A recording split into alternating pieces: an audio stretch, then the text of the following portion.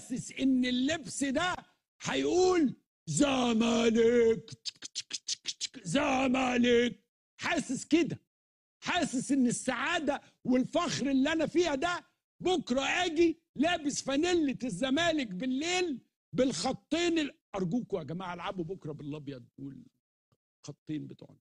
حاسس انه روحي كده فيها حاجه، شامم ريحه النصر، شامم ان نادي المليار ممكن يتغلب بكره، شامم ان الجلابيه ديت بمشتملاتها بالاصاله بتاعتها والمعاصره بكره تعمل ماتش كويس.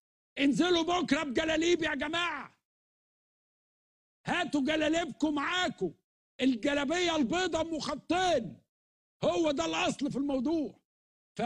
وانا قاعد كده وبالشال الجميل